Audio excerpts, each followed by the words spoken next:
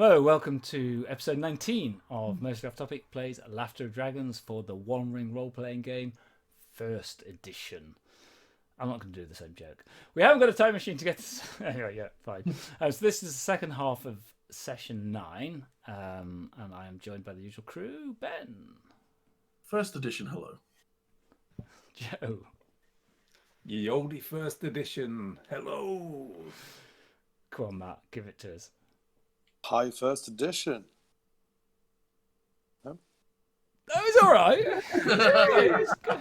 Yeah, I'm getting there, right? I'm still, So we're playing Laughter of Dragons. There are spoilers for Laughter of Dragons. If you or your group are heading towards Erebor, if you think that you're going to be fighting a dragon, and if no one can help you, call. Maybe you can fight them. Not us. I'm not got a fucking clue where I was going with that. There are spoilers in this for Laughter of What's our Dragons. name? What are we? Yeah, wait till they get the encounter the crossover with Ghostbusters. I can't It remember. all goes mental. I can't remember.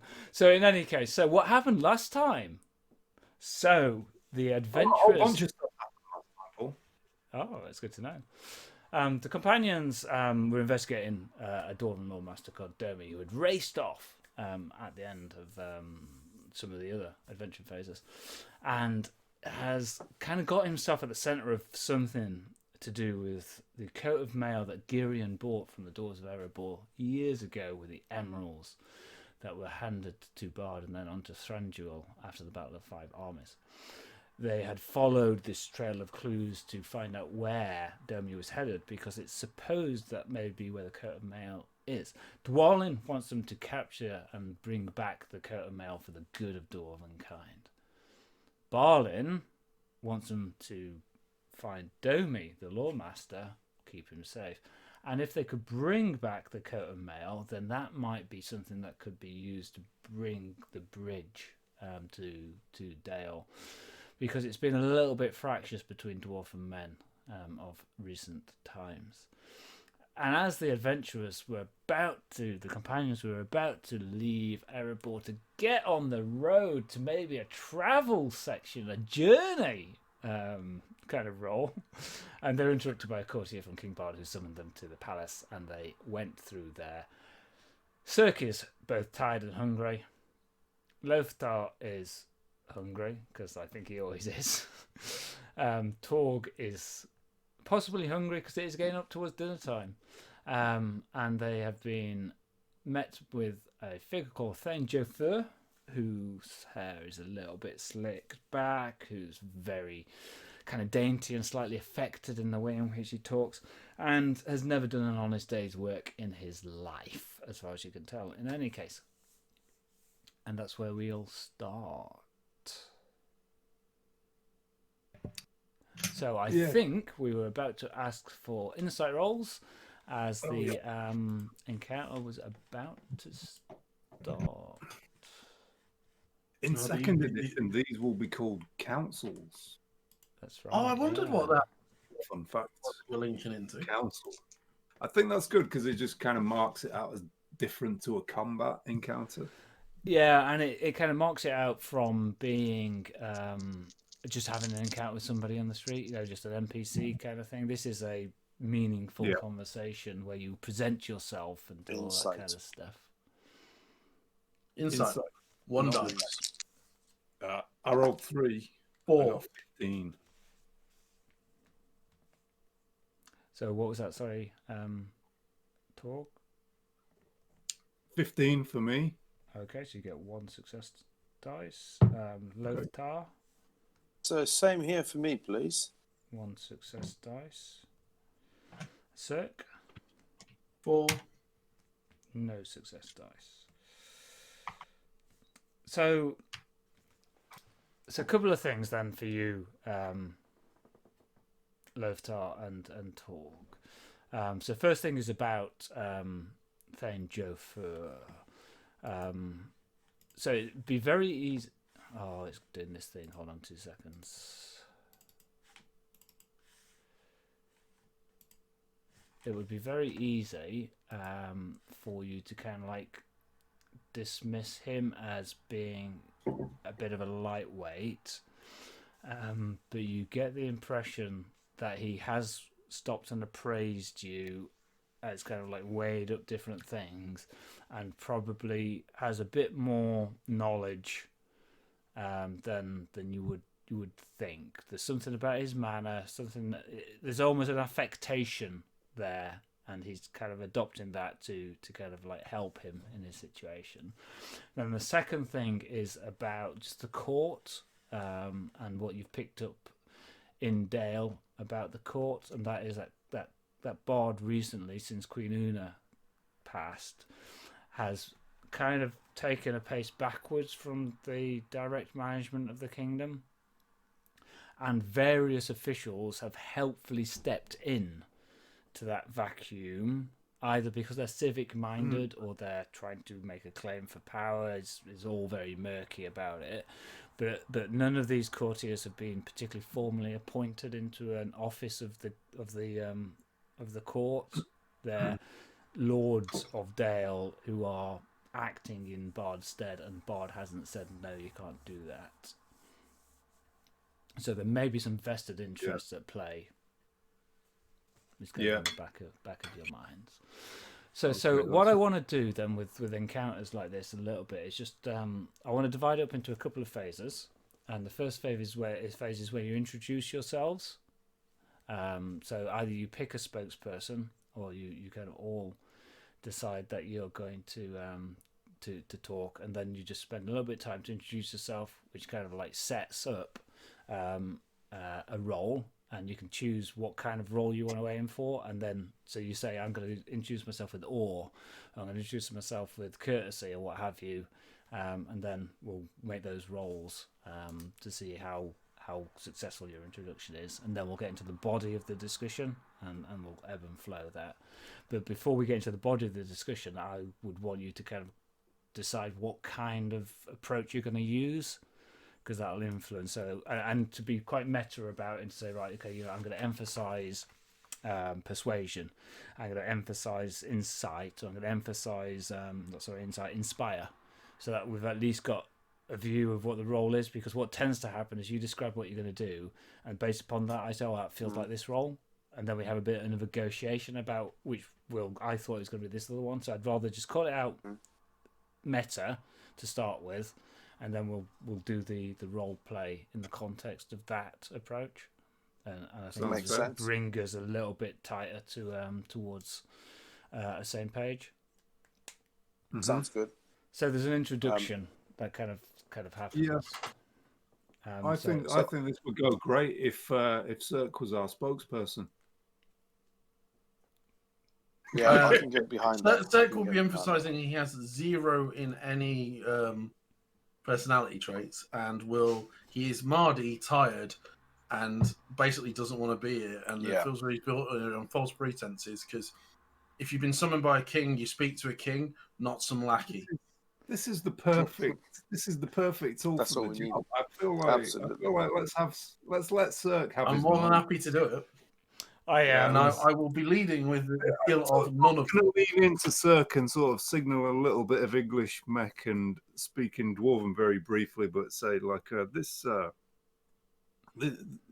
sort here is not to be trusted, Sirk. I would like you to lead him on a merry dance. This is the Middle Earth equivalent of those Snickers adverts. Yeah. I agree. I mean, I don't. Whichever person we decide to sort of appoint, I don't think we should all three, speak in the interest of time. But also, this is a court. I'm completely not really interested. I'm happy to get behind whoever is speaking. Sorry, in relation to what you were saying, Paul, to sort of jump in if I need to provide advice or provide some inspiring, uplifting, sort of a positive message. But I'm not going to sort of mince my words on. So as we've done before, things. so if Sirk is going to be the spokesperson, Sirk is the one who'll make active roles to seek to influence and such like. But because Torg and Loftar are able to step back a little bit, you could make maybe an insight role or what have you, or you could maybe make a role to supplement a point that Sirk was trying to get across. We can give him our dice. You can give him your dice as well. That's absolutely a standard rule. And you've also got the fellowship pool available to you as well. Have them all if you have to. Go on a wild merry dance. So let's have an introduction. So how do you want to do this, Sirk, in terms of your approach? I pull out my sword. Is it going to be all? Is it going to be? Put it away. Come on. Courtesy. Are you going to start with healing? Can it be anything? Well, you've got to try and work it into it. But yeah. So if you were to say that you're going to use riddle because So could I use law? Yeah. Okay. So explain to me how you're going to kind of use your 4 dots in the fact that it would be a case of almost belittling him with my knowledge of the fact that I'm just like, well, I'm sorry, but what credentials do you have to possibly understand the information that I might or might not have discovered? So that would be more twatty. I know. Well, the problem is that I'm warning you now. He is going to be twatty. I don't know which. This is like.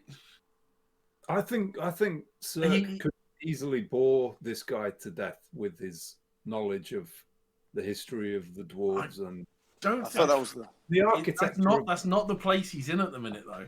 At the minute, he's Mardy wants to be my determined nature will mean that this is a waste of my time. I do not want to be here.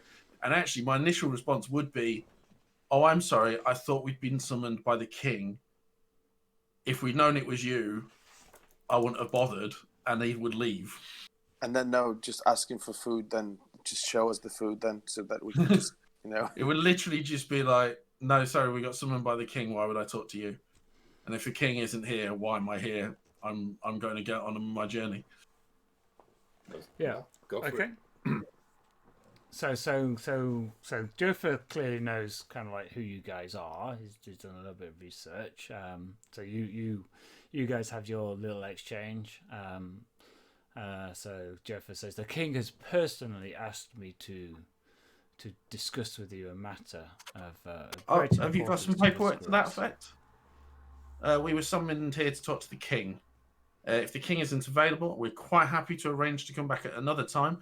If not, we're actually quite busy, so we'll be on our way. Good day, sir. And books it. Turns away from him and starts walking towards the door. He kind of says, but the king has asked me personally to speak with you. The king has asked you to ask me to ask him? No, I'm sorry. Where's your... Oh, okay, where's your written seal of request to talk to us? I have no requirement. You say he's personally asked you? Yes, I have indeed. So we just take you on your word? Yes, you do. No, I don't. I'm not part of your kingdom, part of your squires, part of your house. You addressed us incredibly rudely, brought us here under false pretenses. I do not have time for this. Good day. Is this how members of the kingdom under the mountain treat with the King of Dale? I'm not a member of the kingdom under the mountain, and you're not the King of Dale. The last time I checked, are you sat in his throne? I speak for him on these matters. Whose authority? Where's my proof of this? I've never met you. Everybody else in the whole place has just gone quiet. This is kind of like, really kind of like playing out to everybody, and kind of Loftar talks. You can see that there's a recoil of almost kind of like horror at the way in which Sirk is addressing the courtier.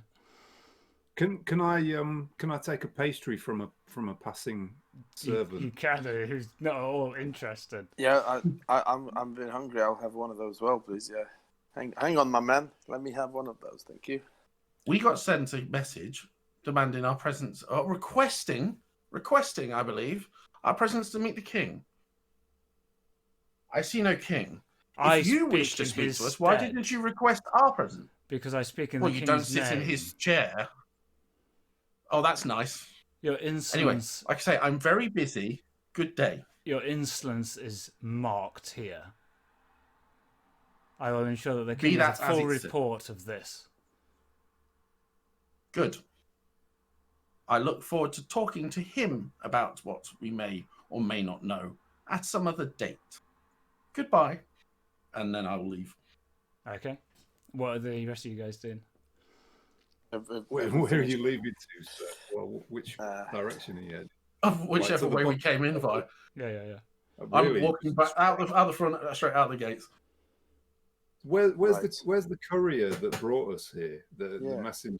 It's kind of like just open jawed, kind of like slightly behind off to the side, like politely distanced away so that it's not looking like he's over here in this, and is absolutely agog with what has just happened.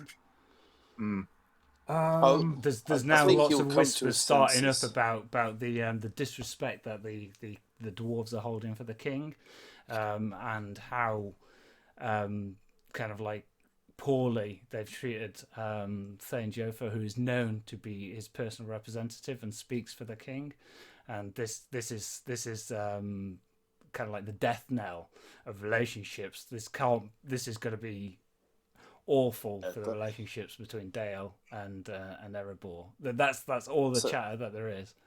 Kind of like everybody's just basically stopped.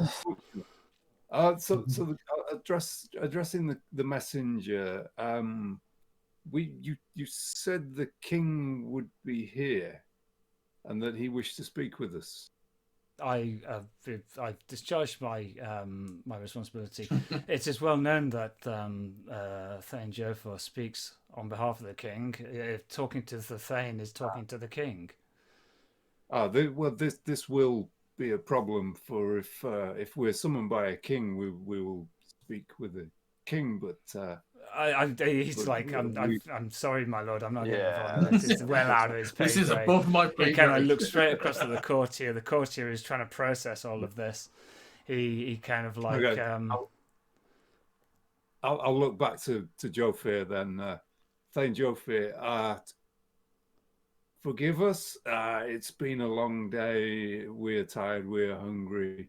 We're greatly looking forward to speaking with the king himself. I think I have been very clear that I talk for the king. This matter has not gone the way that I expected it to, given your reputation. I had thought that you were a group who would understand the sensitivities of the moment. And I have to assume that King Dane has requested this behaviour from you. Your companion has gone. Perhaps it is best that you go with him. I think that is best. Well, it's been something. Let's go. Let's leave. Okay. You head out. Kind of like as you head, the chattering stops.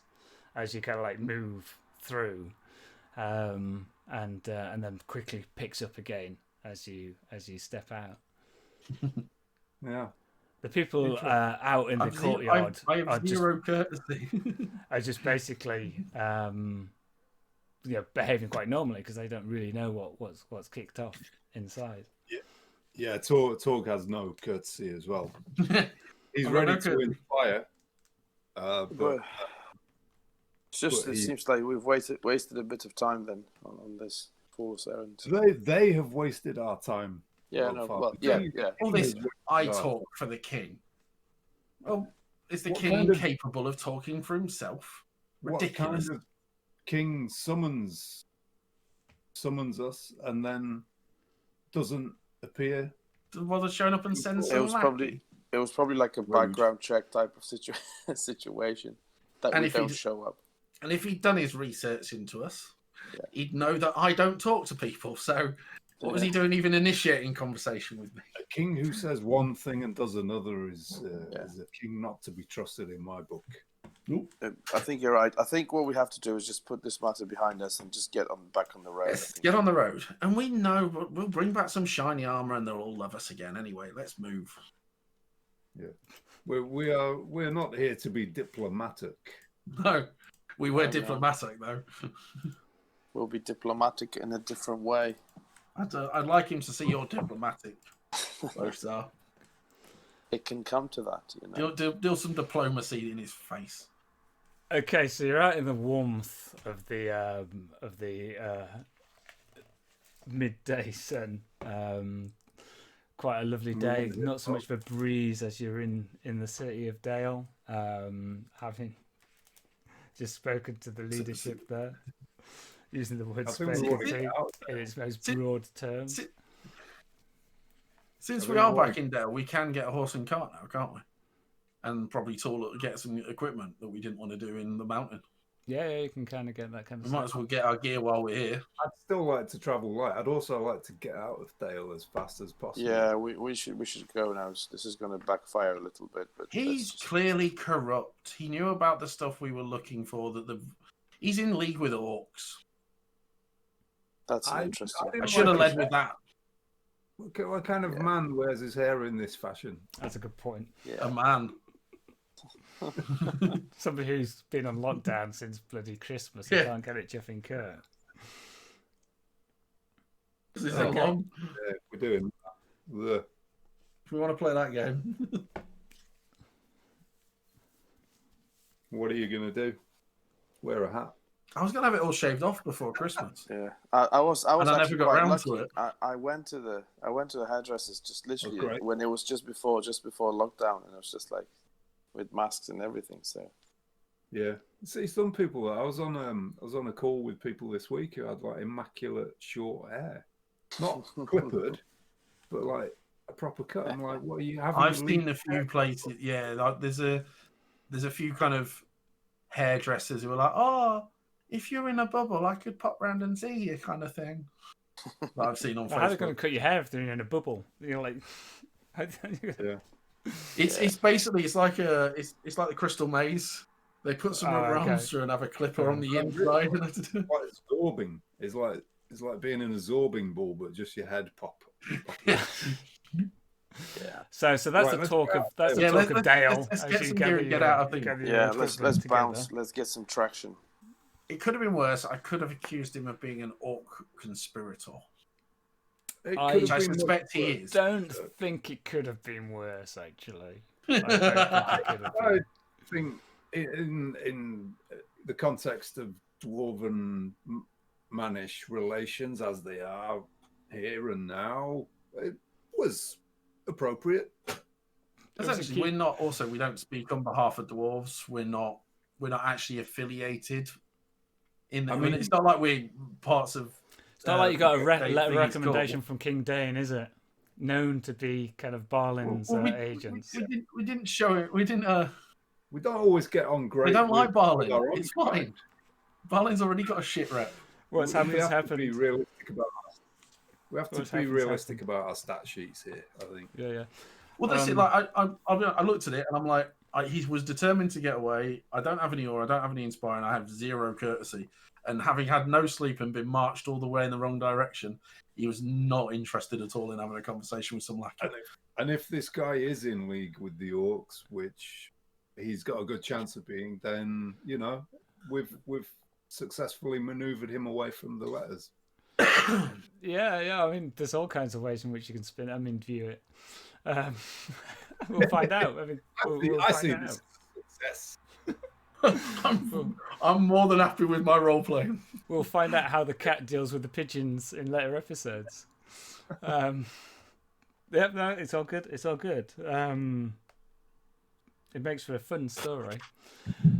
So those spoilers for Laughter Dragon that I spoke about have just been undone a little. Okay, so you've got to get up to the Grey Mountain Narrows, basically. And at this point, if we're playing around the table, we'd be pulling out the maps and we'd be kind of like saying, what's a journey that you want to take, and all that kind of stuff. So, well, is any of it? So part of it's going to be within the kingdom, isn't it, and being reclaimed? Yep. Is any of it like a well-travelled route? Would it be like a caravan we'd sign on with for a certain leg of it? Caravan, but yeah, so it's easy going basically. Oh, what I was saying is like, is there people going that direction that would like want us as guards or? Not really, no. All right. Cool. Not that kind of thing, really. So essentially, So the area that you're going to be travelling through to start with is the Northern Dalelands, and that is considered to be a borderland.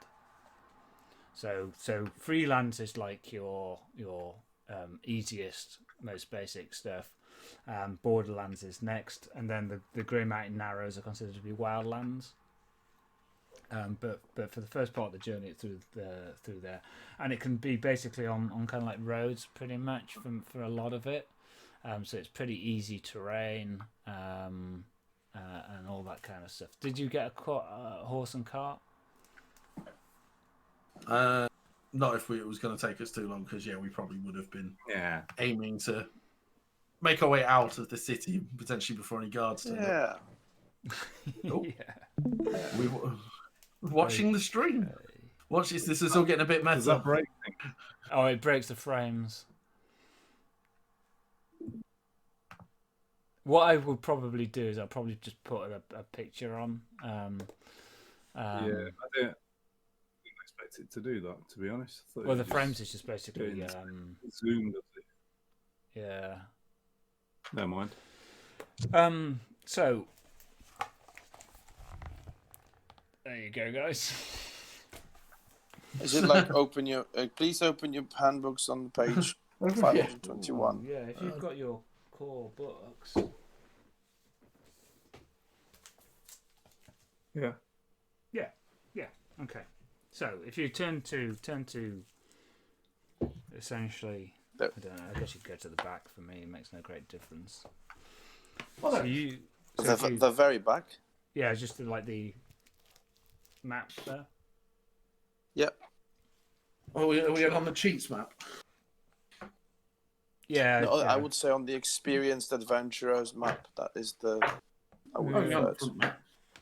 It's like the front page has got the normal one. Front one is for the noobs. It's easier for me to kind of like explain it using the coloured map, if I'm entirely honest. So go essentially, you're in Dale, which is there. Okay. Yeah, clearly there. So it's easy terrain because it's essentially a collection of hamlets, farms, some small population areas. But if you think of it as the Yorkshire Dales, you'll not go too far wrong. But probably more crops than in the Dales. It's not the Shire. Yeah, it's not the Shire.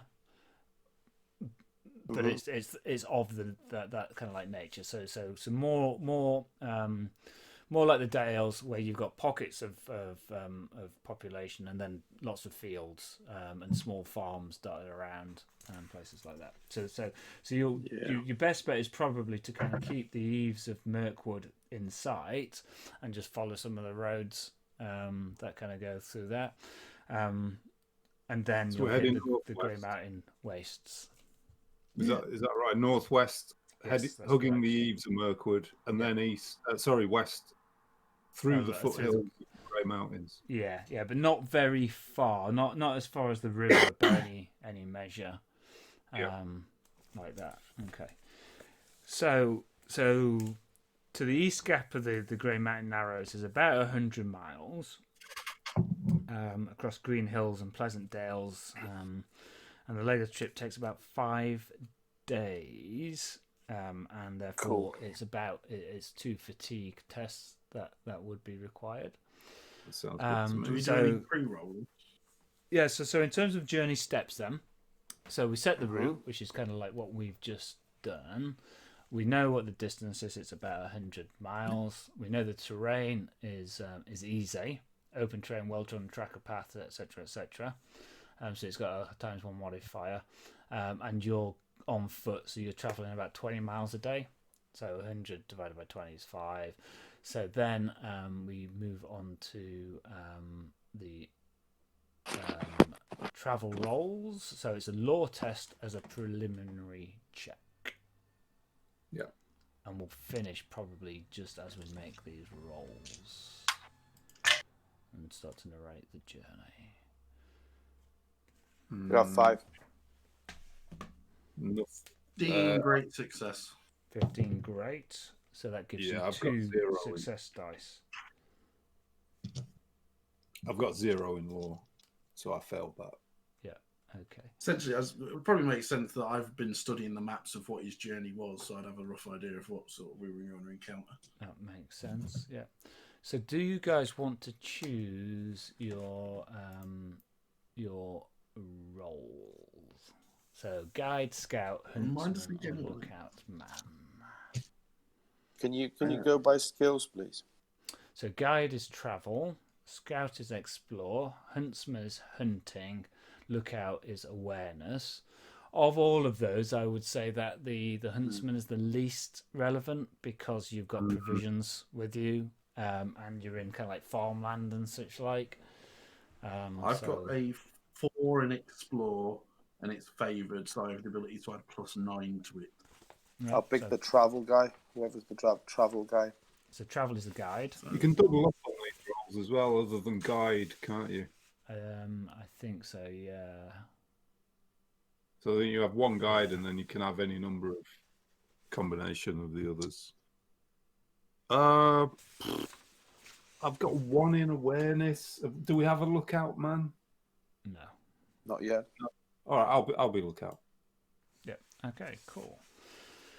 So, kind of leaving more hastily than perhaps you had intended at the start of the day. No, I've been in less hastily than I'd intended. We've positively wasted half a day. You start to kind of head off. The route is obvious to start with. Basically, you leave by the gate that doesn't take you to Erebor, and then you head off into the route that you took to go to Ashenbrook. Out onto a pretty wide road, kind of comes around. There's Raven Hill spurring off from the mountain with its watch outpost. You part ways from the river and head off into the pastures and the cropland of the Northern Dalelands. It's more manorial than anything else. So the land was handed out as parcels of land. So closer to Dale, there are larger farms and a system of farms that are gathered under a manor house where the lord resides, and these are either tenant farmers primarily who farm the land, who gather up into small villages. So as you come across a village or a hamlet, so the collection of maybe 5 or 6 houses gathered together, where the farmhouses for the lands that spread out kind of are clustered a little, and they all have the same coloured doors. So they all have the livery of the lord, and very very much kind of that tenant farmer approach, and it's late summer, early spring, so the harvest is being brought in. Lots of corn. Most of the hamlets have their own either brewery, or they'll have their own small baker. So kind of they'll get the flour from the lord's mill, and there'll be a standard rate that they have to pay. And that's one of the income streams that the Lord has, but they'll bake it very locally, similar with the brewing. It's all very micro and hyper local, all very fashionable. And it costs an absolute fortune. you bring your way through, and the toughest time that you have is sometimes some of the grumbling for the farmers that you're passing. Some of them are taking their animals to the Lord's manor. You know that all the animals will overwinter underneath the undercroft of the Lord's manor, because the manure will then go to the Lord, who will then be able to do manure his own lands. So therefore, his own lands will produce much more and be much more productive and effective than the tenant farmers' lands. What a shit! Just one of the manorial rights. That's just the way is that where it was. Comes from? Is that where? Sorry? Is it like is manor and manure mixed together somewhere? No, so I know they don't know. No, manor and manorial are 2 separate words. Is it? But the Lord would have the right for all the animals to overwinter in his undercroft, because then he would just get all of that good stuff. It's more feudal than it is. Every winter his house smells of shit. it's going to smell of shit anyway. Frankly, Yeah, it's not a pleasant time to live. But it's the lovely day. It's the kind of day where very quickly, any lingering doubts that you had about the scene that you watched in the palace in Dale have just been washed away a little bit. You haven't been out of Erebor into the skies and the breeze. Bits of Cakes just says, I can just imagine what Doom Bunny will do with all of this. It's not going to end well, is it? So you move off. You kind of overnight. You could easily overnight in the open. Frankly, the weather looks like it's set. I cast the spell of prohibition and exclusion every time we camp. Yeah. Okay. So Basically you find the corner of a field as the twilight comes through. Get your provisions out. Get a bit of a fire from some dead wood going. And have a lovely. Maybe not a lovely night's sleep. Somehow Loftar manages to find that stone, and no matter what he tries to do with it, another one gets under his shoulders a little Sirk bit. Is dead. Sirk literally probably falls asleep eating his tea. Yeah, and then he's just like gone. Face plants the stew. From the Iron Hills, he's used to it. He Blue sleeps Mountain. with a few rocks under his back. Oh yeah, Loftar probably. The problem with Loftar is there's not enough rocks to put under him. Yeah. It's too comfortable. He's Princess and the Pea in it. Yeah, that's true. So let's have the first of the fatigue test, which is essentially a travel test. It is against target number 14. Has anyone got crap travel? Do they want a special dice? Nope, I have 3, so I have I 3. feel okay with that. TN 14. Yeah, smashed it. Oh, Tengwa. 19. I'm going to spend the point of hope because this is annoying. Okay, do you want to reclaim it from the? Yes, please. Yeah, because we're nearly at the end. So I got 14, but it's a great success. I actually, sorry, is it? So you used not the favored attribute. You just used the normal attribute. Well, it depends if you're favored in travel or not. No, I'm not. So yeah, forget about that. I'm not spending anything because I've got 9. So I'll stick with 9. And I'll just be knackered. Okay, so you take your fatigue increases by 2. Clearly that. Mm-hmm. You that was by 3 because it's 2 because it's late summer rather than autumn. Clearly that rock underneath your back, and you're just feeling a little bit tired, a little bit weary. It's been a while since you've been out of the mountain, and it's definitely been a while since you've been on the road. So there's some adjustments to be made. You've kind of maybe ran to fat a little, that kind of thing. Lockdown slowly. Yeah. Absolutely. And then you kind of continue the hike on. So somebody got a great success? Sure. Yeah. And what was your role, Joe? So I got 14, but with a Tangwa. Yeah, so 14. Great. Yeah. Well, which role were you doing, Joe? Lookout. I'm the lookout. You're the lookout. Okay, cool. So I'm the guide. That's amazing. Yeah. So as you're traveling, kind of like Joe, you can see you notice various. Can you remember the sigil that you saw in Lord Ashbrook's manor? The circle with the 2 eyes with the crosses through. The circles. Every so often you stumble across one of those, either in a building, as kind of like as a stone, sometimes set horizontally, sometimes set vertically, and then the strangest one that you find is as you kind of wending round down a hill. You cross over a little stream. There's a little bridge. Kind of the stone path kind of moves along the base. There's a farmhouse. Dogs come out and start barking at you, protecting their territory. There's a flank of a hill kind of like moves off there, and you can see a little forested section further on. But you kind of see the kind of the path move quite easy path, and just starts to navigate its way up a gradient.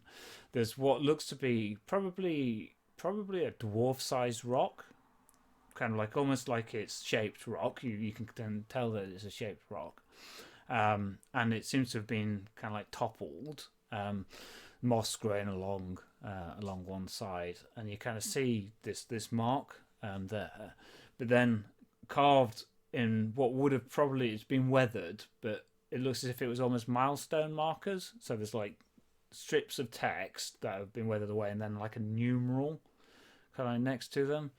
And it's too, no matter what you kind of like look at, it's too weathered to really make out what it was, the place names or anything like that.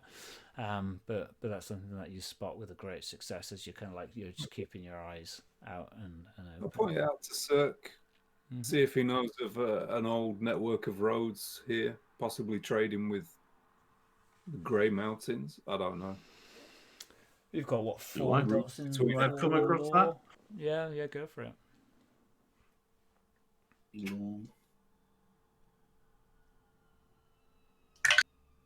Oh, not enough dice. Cool. Yeah, regular success with a 15. Yeah, okay. Absolutely. This region has been populated by free peoples for aeons, for ages of man. From your research that you've been doing anyway, both in Dale, when you're welcome there, and in Erebor, when in the chamber. Freedom of the city, no foreshadowing. That the kind of Kingdom of Dale, before the Desolation of Smaug, Kingdom of Dale was much more prosperous, much more structured, much more kind of established. So it could be from there, but there were kingdoms prior to the founding of Dale here. People of men, races of man, families of men, going back ages and ages and ages. I'll take a rubbing with it. Yeah, cool. Primarily, kind of like almost under the watchful eye of the elves of the Greenwood, as it was known. Yeah, I was going to ask, are we still do we still have sight of the eaves of Very much so. Mirkwood? Very much so. Not all the time. Sometimes you go down into valley and you lose it, but as soon as you hit any side of like high rise, you can kind of see the eaves. And as now you're moving forward, you can kind of see the tops of the Withered Heath, the plateau of the Withered Heath, kind of coming onto the horizon. And the night to night, there's a cold wind, not howling gale, but just a cold wind coming down off of the wind that gets driven off of the withered mountain, and the clouds. There's a murk to it that then just gently dissipates, almost like it's a pollution fog, kind of like coming off of the Withered Heath, that just darkens and browns the sky off in that direction. Kind of like, you know how you get heat hazers off big conurbation areas, and it's just that murky. It's like that gets blown down. And as you continue the journey, whilst the lands remain to be verdant, and they remain to be kind of giving their gifts to the people of Dale, there's a slight tang and a little bit of ashiness in the air, particularly if you rise a little bit up from the valleys again. You feel it kind of brush through there, and a little bit of chill and a little bit of this taste to it. And as you settle down for the night, it's distinctly colder. Beautiful starscape. The horizons open out with the stars. Astounding depth to the night sky. But again, just as you gaze off to the north. The stars are obscured, and their twinkle just dies away to the desolation of the withered heath. And at 11:02, I'll call it there. We've got one fatigue test left to do for the journey. So cool. Okay, that was interesting.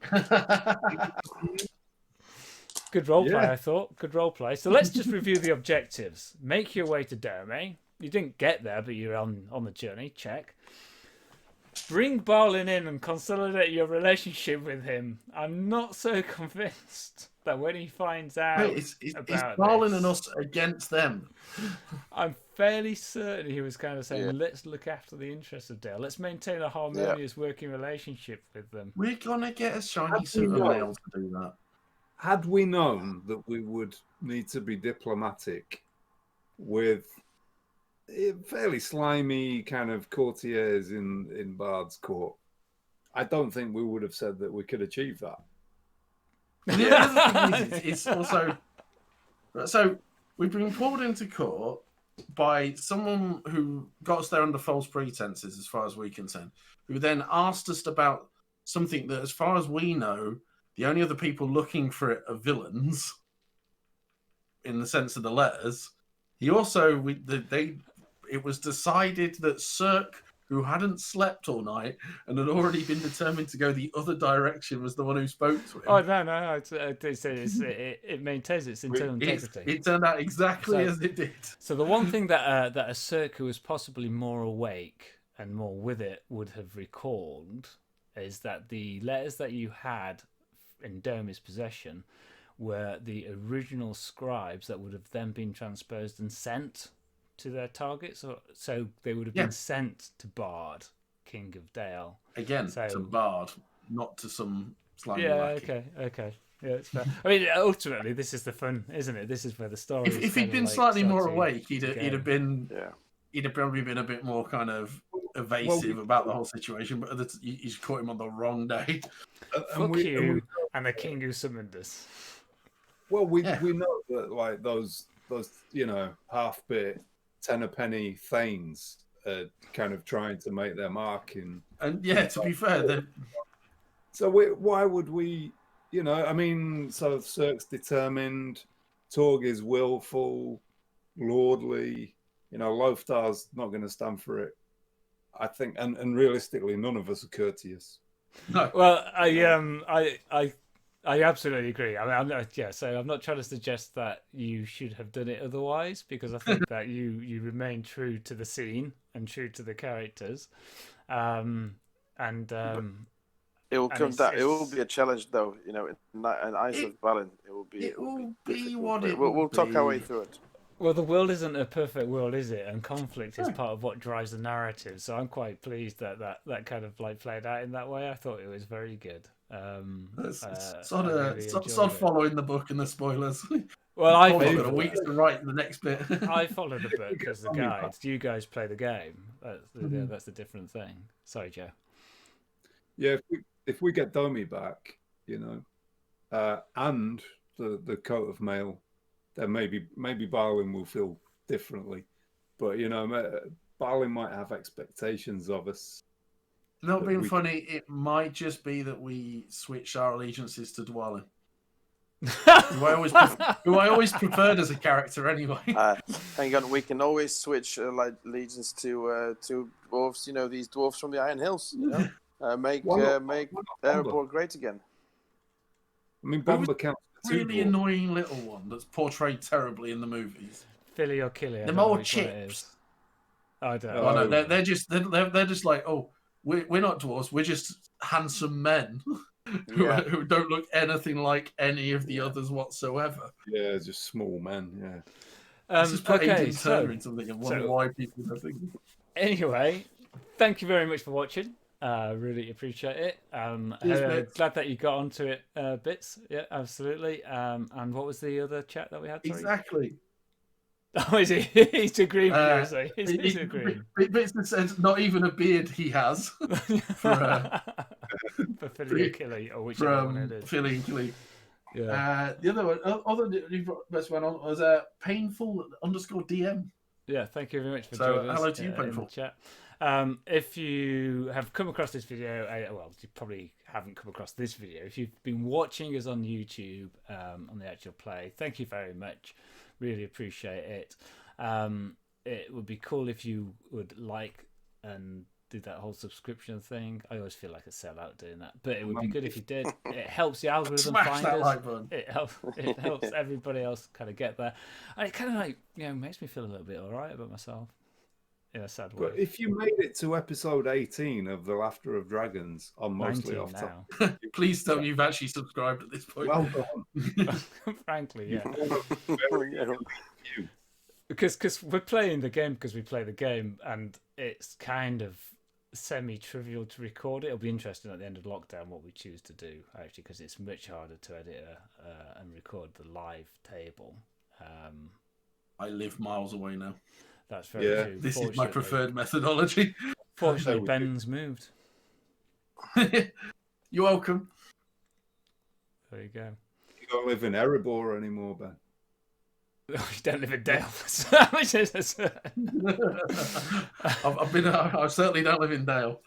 So thank you very much. Really appreciate your patronage. I guess it's patronage. Anyway, hopefully you find it interesting and fun to watch. Cool. Cheers.